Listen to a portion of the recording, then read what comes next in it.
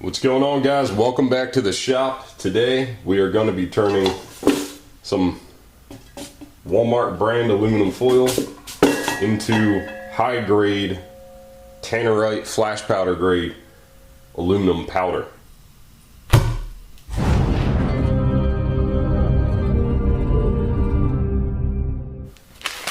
Using a lot of balls. This process does take a lot of balls, so better have a good sack of balls. Obviously need some, this is just a Great Value brand aluminum foil. Probably shouldn't have gotten the heavy duty. You can see here, this is the heavy duty, which means it's a little bit thicker. It would actually probably be better to go with the regular grade of aluminum foil, just because it's a little bit thinner, easier for the balls to crush up. Blowtorch, just to help brittle up the aluminum. And you're obviously going to need the ball mill jar that we built in last video. So, excuse the ringing. So you can see the lifters in there. They're designed to pick up the balls and drop them on the aluminum constantly as the jar is rotating in the ball mill. So let's get started. We're just going to blowtorch our aluminum. You can see I already shredded some up. You can probably run it through a paper shredder. That'd probably make life a lot easier. And for the balls, one thing. These are high grade, I think nickel chromium alloy balls. And I'm using a mix here of 1/2 inch balls, and these are 1/4 inch balls. And what that mix is going to do is going to allow it to basically process the aluminum faster and break it down into a powder at a faster rate. So that we can, rather than having this go on for weeks, within a few days, hopefully we'll have a really high grade aluminum powder. So you see we got our aluminum powder here. I'm just going to torch it to help brittle it up. See how exactly sheen it is.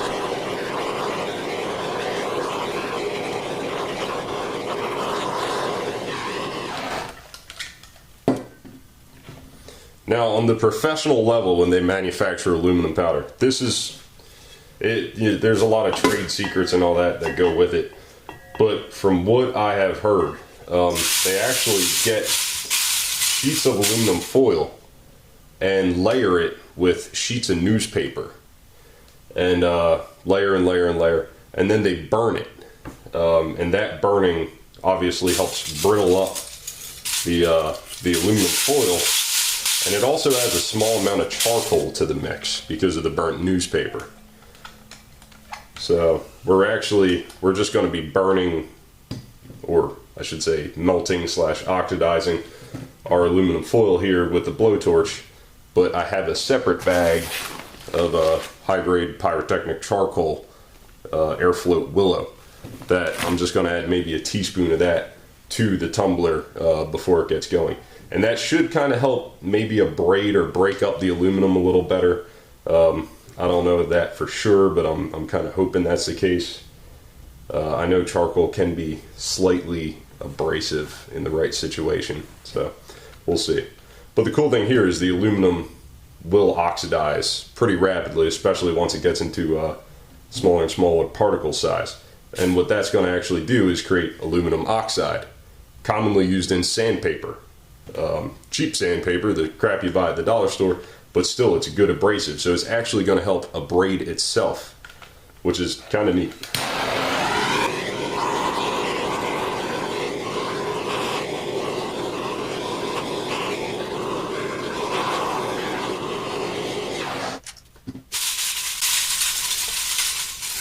Yes, it is hot, but it really just doesn't have the mass to burn you.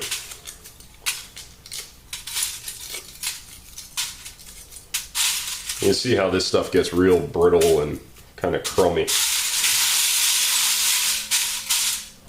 So we're probably going to need a lot more aluminum powder too. This is not going to be enough to make much powder.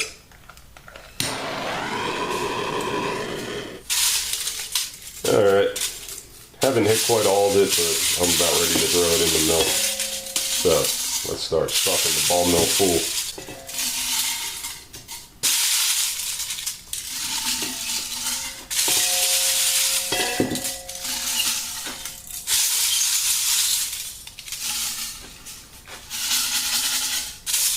You can also run this stuff through a blender.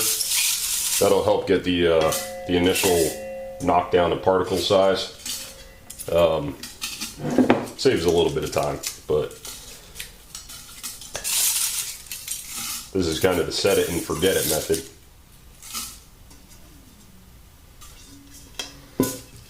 Get that out of the way. Break out the chrome steel bearing balls. Again, 1/2 inch, 1/4 inch.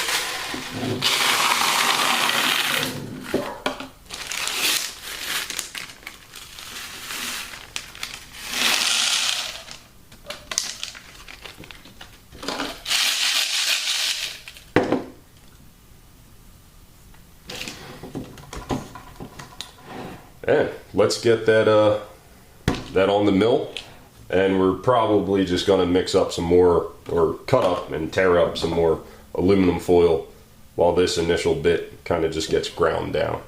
So let's tighten that up.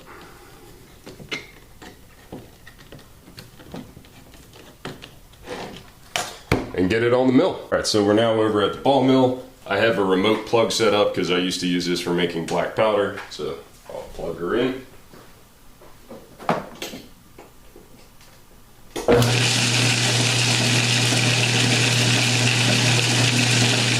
Noisy as hell. So it's been about 15 minutes, which is not nearly enough time to really do anything to the aluminum, but we're gonna add a little bit more, and I forgot to add the charcoal, so we're gonna add a little bit of charcoal.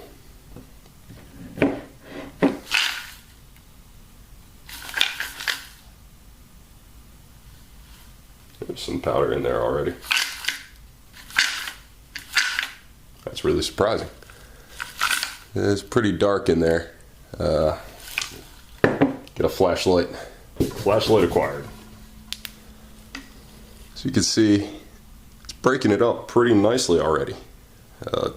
Surprisingly well. I mean, I've made aluminum powder using the Harbor Freight jar before, but this is certainly going a lot faster already, I can tell. So let's add a little bit of charcoal. I guess you can see the walls are already dark here, and it's, I don't know if you can see it on the camera, but it is shiny. It's like little bits of aluminum already. So let's add some more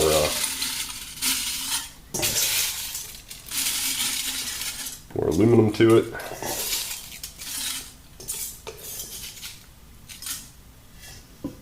And what I started doing is just rolling out big sheets of the aluminum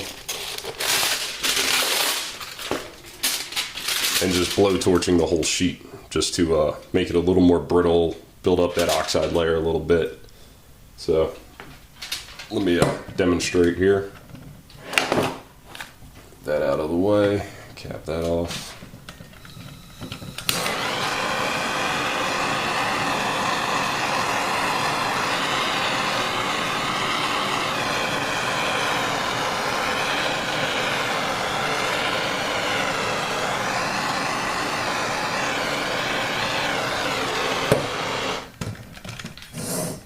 That sheet there gets a lot more brittle. You can see how it just comes apart like that, kind of flaky like,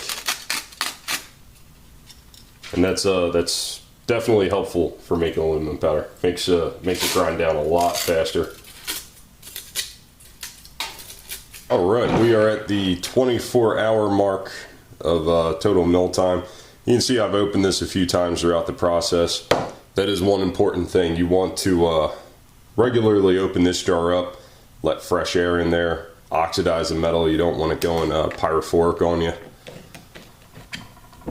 The graph or carbon charcoal that we added should help kind of prevent that, but oh yeah, we got air float aluminum powder now. Wow, That is some fine stuff.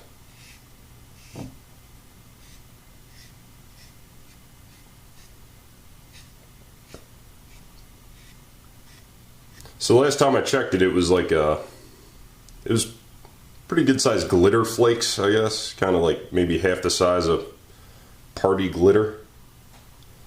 But now you can see it's really getting down to a fine powder. This is when things move pretty quick. You're going to go from this shimmery stage to a really fine, quite a bit stuck in the cap there actually. Impressive. Probably should be wearing an N95 mask just to not breathe in all these little flakes of aluminum, but hopefully the body knows how to deal with that.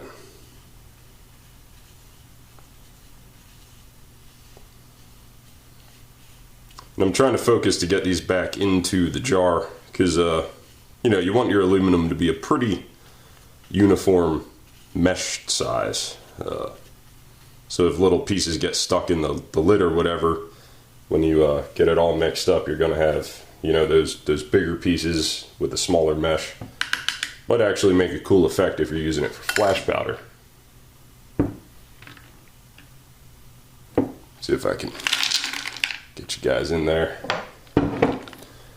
Need my flashlight. Let's see. Oh, set it to epilepsy. See, quite a, god damn it. Quite a good bit of powder in there. It's really kind of picking up volume as it gets to those finer mesh sizes. So we'll throw it back on. Probably, all it's probably going to need is another 24 hours and we're going to be down to a really, really fine pyrotechnic grade.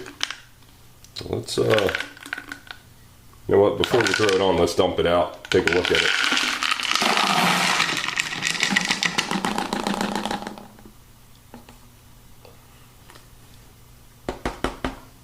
Wow.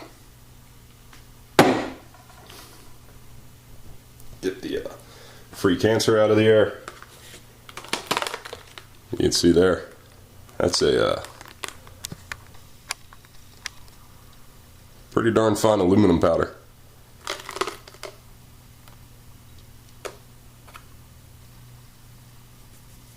Nice and shiny. Let's maybe do a little flame test with a tiny bit. So I got my ever enduring experimental flame plate here, burn plate. And we're just going to scoop out a little bit of the powder.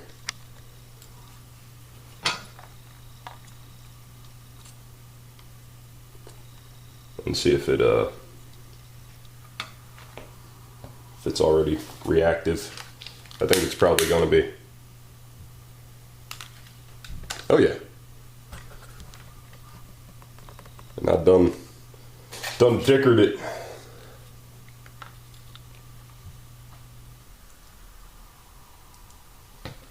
Yeah, that's a pretty reactive powder already. That's impressive. 24 hours of milling. That jar is pretty damn efficient. So let's load it back in, let it go for another 24, and then we'll whip up some thermite. We could easily do already at this point. This is plenty fine for thermite. But flash powder, it's probably not quite there yet. So we'll give it another 24 hours, get down to that nice kind of dark state where you know it's super fine aluminum powder. And at that point we'll give it a test. Sorry for the horrendous noise, guys, but wanted to go over the power consumption here. You can see it's using about 194 kilowatts, or 194 watts. Like that.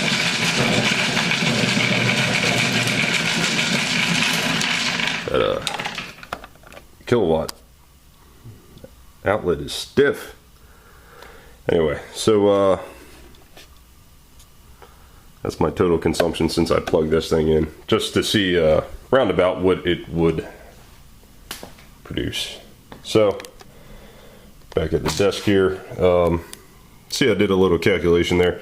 I know earlier I was talking about the cost, you know, not really being cost effective. Well, it turns out, you know, basing this on 40 hours of milling to get down to your, you know, super fine aluminum powder, figuring it's using 195 watts. That's actually when it first starts out. Once the motor heats up, it actually drops down into the 180s. But figuring, you know, 40 hours, we're looking at 7.8 kilowatts. And around here, the electric is about 12 cents per kilowatt. So all this time I've been running it, it's actually been about 94 cents, which actually isn't too bad for the aluminum powder it produces. Stuff, I guess on eBay probably runs about $20–25 a pound. So it's still not probably very, you know, cost efficient, but it's doable, you know? If this is how you need to make your aluminum powder, you're not missing out a whole lot. All right, so finished up milling, and what we're going to do now is open up the jar here. It's probably all going to float into the air. Oh, not too bad. Brush it all down off the walls here. This stuff got dark. So just dump it in here. Now it's still going to be a mix of particle sizes, so it's not all going to be super fine. Slap it. Most of it out there. So let's use the strainer to separate the steel media.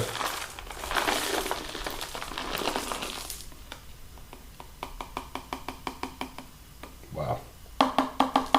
This is some good aluminum powder. Now there's definitely some bigger flakes still left in there.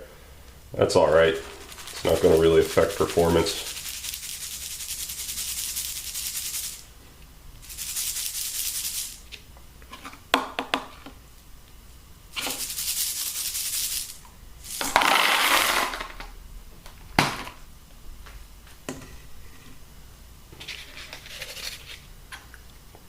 But hell, for 94 cents, that is some great aluminum powder.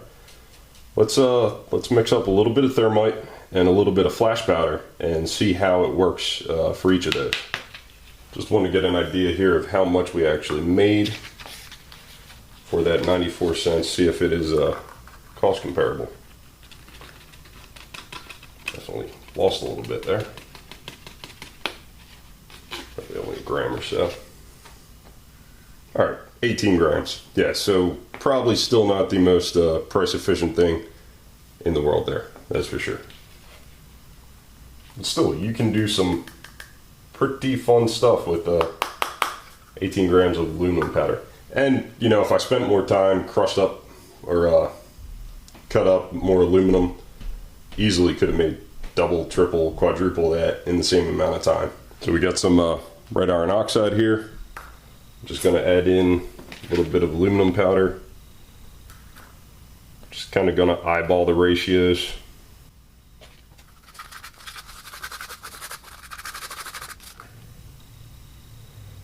So here we got some of the thermite mix. Proportions definitely are not correct, judging from what the first burn looked like.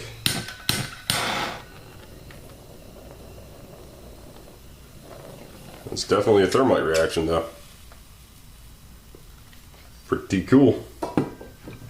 Alright, now let's try mixing up some flash powder. See how that works.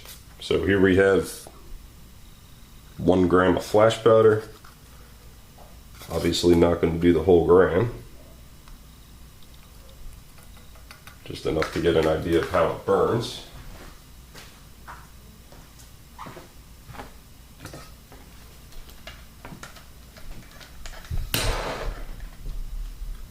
Double check all combustibles are away. Wow. That is good flash powder. So there you have it, guys. That is literally all you need to make. Was just rudely interrupted by my smoke detector. But So that really is the first major test of our ball mill jar, and that definitely shows how easily you can make super high grade aluminum powder at home with just, you know, a ball mill, a good jar, and some you know, ball bearing balls for media.